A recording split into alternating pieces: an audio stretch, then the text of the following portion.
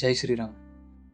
మన సీతారాముల కళ్యాణం జరుగుతున్నప్పుడు జనక మహారాజు సాక్షాత్తు ఆ శ్రీరామచంద్రమూర్తి తన కుమార్తెని పెళ్లి చేసుకుంటున్నాడని ఉప్పొంగిపోయి ఆ కళ్యాణానికి ముత్యాల తలంబ్రాలు తీసుకొస్తే జానకమ్మ వారు ఆ తలంబ్రాలు తీసుకొని మురిసిపోతూ మన శ్రీరామచంద్రమూర్తి తలపైన వేస్తున్నప్పుడు ఆ ఘట్టాన్ని, తలంబ్రాల ఘట్టాన్ని మన కళ్ళకు కట్టినట్టు వర్ణిస్తూ శ్రీరామ కర్ణామృతంలో ఒక శ్లోకం ఉంటుంది. ఆ శ్లోకాన్నే ప్రతి పెళ్లి పత్రికల్లోనూ మొదట ఆ శ్లోకంతోనే మొదలయ్యేది. ఈరోజు శ్రీరామనవమి, సీతారాముల కళ్యాణం కాబట్టి ఆ శ్లోకాన్ని ఒకసారి తలుచుకుని ఆ శ్లోకం అర్థం గురించి కొద్దిగా మాట్లాడుకుందాం.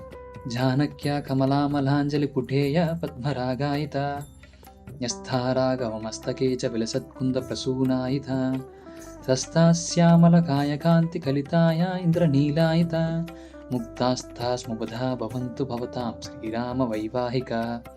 ఇది ఆ శ్లోకం. జానక్య కమలామలాంజలి పుటే. కమలం అంటే పద్మం, అమల అంటే స్వచ్ఛమైనది అని అర్థం, అంజలి అంటే చేతులు.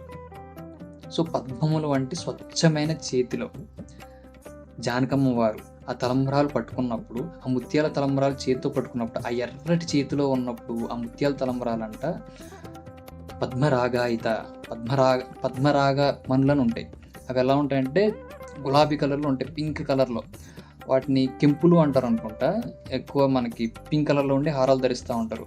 ఇంగ్లీష్లో వాటిని రూబీస్ అంటారు. రూబీస్ పింక్ కలర్లో ఉంటాయి. అవి అలా గులాబీ రంగులో మెరిసిపోతున్నాయంట ఆ చేతిలో ఉన్నప్పుడు. ఎందుకంటే అమ్మవారి చేతులు ఎర్రగా ఉంటాయి కదా. ఆ పద్మాల వంటి చేతుల్లో ఉన్నప్పుడు కమలామలాంజలి కుటేయ పద్మరాగాయిత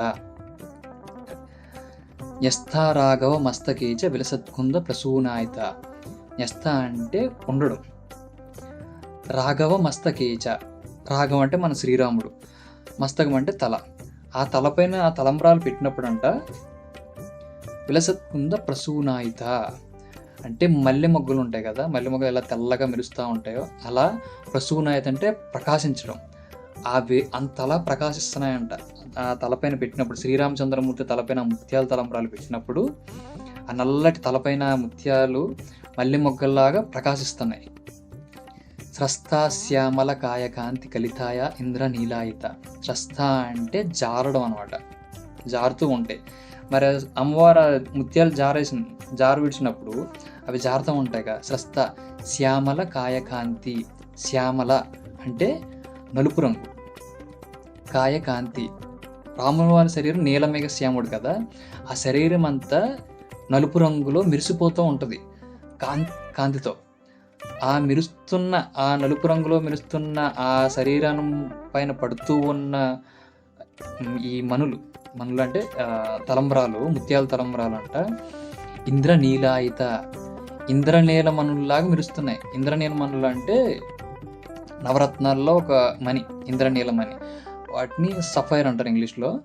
నీలంగా ఉండి మెరుస్తూ ఉంటాయి, నీలం రంగులో. శ్రీరామ వైవాహిక. శ్రీరామ వైవాహిక అంటే శ్రీరాముని వివాహానికి సంబంధించిన ఈ ముత్యాలు ఏవైతే ఉన్నాయో ఆ ముత్యాలు శుభదా భవంతు భవతాం. భవంతు అంటే జరగడం, భవతాం అంటే అందరికీ. శుభద శుభం, అందరికీ శుభం కలుగుగాక అని దాని అర్థం.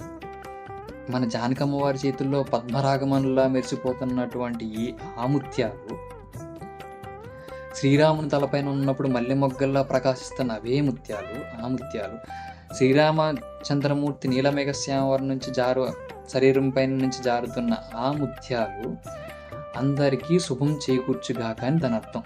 ఇది దాని యొక్క అర్థం. జై శ్రీరామ్.